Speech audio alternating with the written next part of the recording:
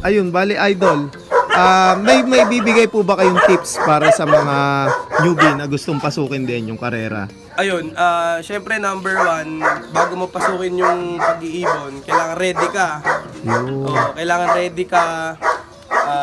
Ready kang tumanggap ng mga payo galing sa mga galing sa mga nauna na. Opo. Tapos, handa ka dapat matuto. Ayun. Bawat karera mo, lumabang ka ngayon ng karera, hanggang dito ka lang, aralin mo kung saan ka nagkamali.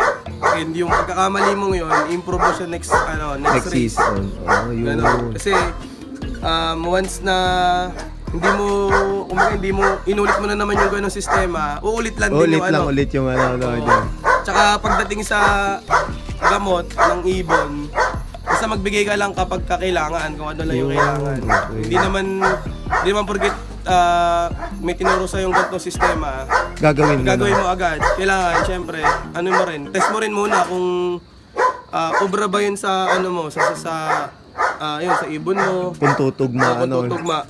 Tsaka sa sistema mo. Kasi number one, sa akin kasi,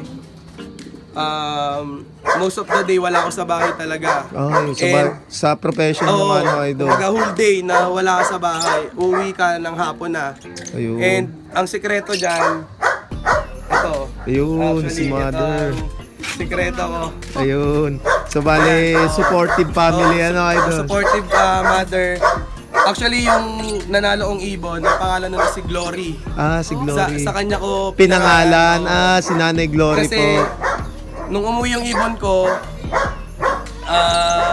ayaw pumasok. Since sa kanya sana yung ibon, Siya ang nagpapasok. siya ang nagpapasok ng ibon. Ayun. Ganun siya. So, bali, siya na nga yung nag-overall. Galing, Yun. Ang sistema namin, pag nasa trabaho ako, basta umaga, pakainin ko na yan, alpas na rin ng mga 6 a.m. Kasi ngayon, 6 a.m. lalpas na siya.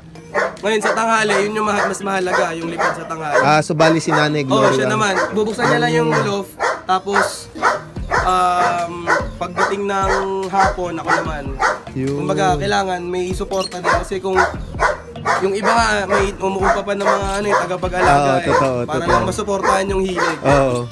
Kung ngayon, yan, syempre, number one, kailangan, pag mag-alaga ka, malawag din sa nasa bahay. Nasa bahay, Kasi pagka kontra sila, parang nararamdaman ng ibon. Nararamdaman ng ibon, ang bigat ng dating Tapos sa mga bata or sa mga newbie na gustong pasukin yung larangan ng pag-iibon, kasi kailangan every race is learning. Kailangan may makuha ang lesson dun sa previous race mo, sa mga previous race mo. Ayun. Tsaka dapat ang kalabanin mo is yung record mo before. Ayun. Hindi yung kapwa mo pansier. Kumbaga, kailangan ma-break kailangan ma-break mo. Kung hanggang dito ka lang last season, kailangan ma-break mo siya. Yun. Kung mahirap nun, actually pag nag first overall ka na, kailangan ang susunod mo namang goal is every season, kumbaga nasa lineup ka pa rin. Maging consistent. Maging consistent ka naman. Yun.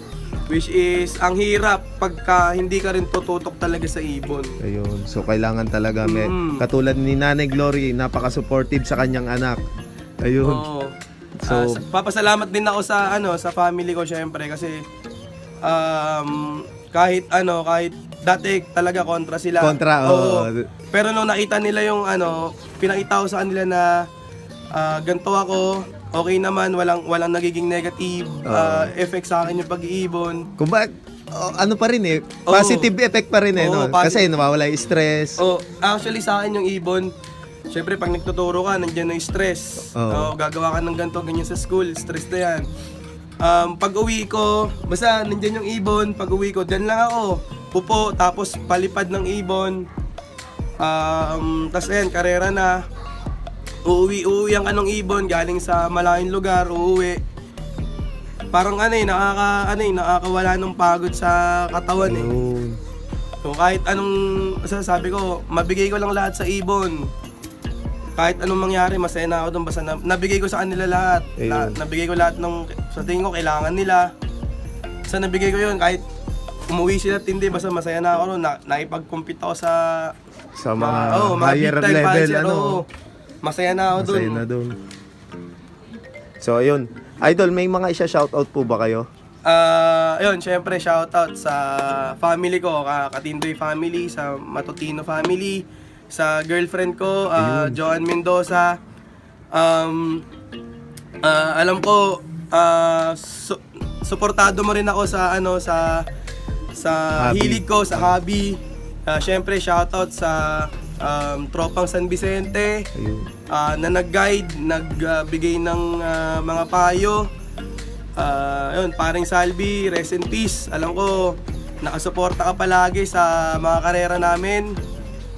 Syempre, Tropang Langgam, kung saan ako lumaki, na mga tropa dyan na nag-iibon din. Shoutout sa inyo. Syempre sa kumpare ko, kumparing Henry Cada. Ayun, Shoutout sa'yo. At ayan. Ayan siya. Tagahawak ng ilaw. Tagahawak ng ilaw. Arvin Layson, syempre, yung isa rin yun sa nagbigay sa akin, nagpakasok sa amin ng mga ibon na magagaling talaga. kayang maipag-compete sa malalaking event. Sino pa ba? Sa tingin ko, yun lang. Parang Eric Mabuti pala, bago ako makalimutan. Parang Eric, shoutout sa'yo, Eric Mabuti. Dati, isang punta wala, nandiyan ka ngayon, medyo malayo. Nasa Kabuyaw siya ngayon, doon na siya naglolove. Ayun.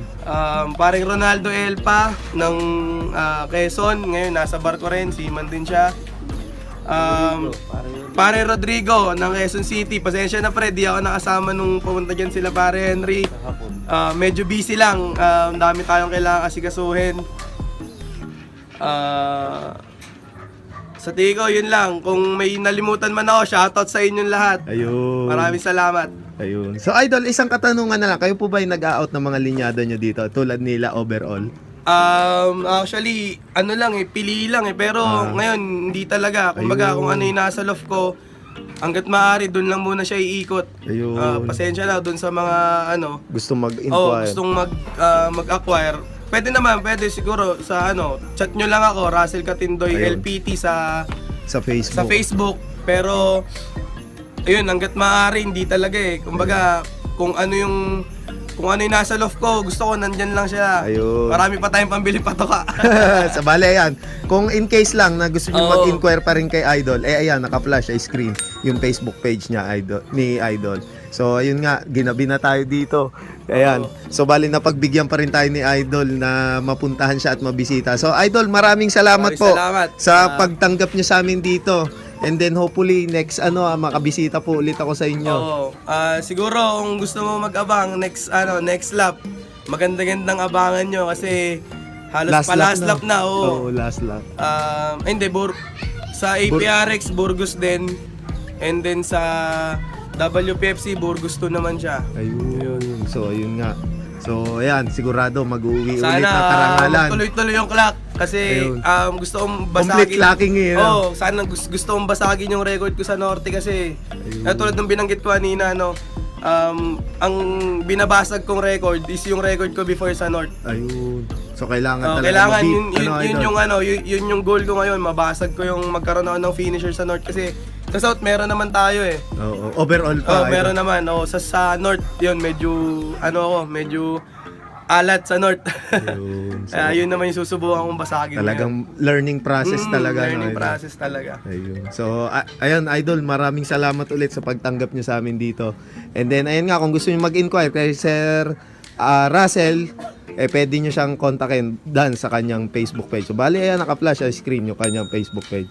So, maraming salamat mga kalapatid sa mga walang sawang sumusuporta sa ating YouTube channel. And then kung bago ka pa nga lang sa YouTube channel ko, mag-like, comment, share, and subscribe ka na.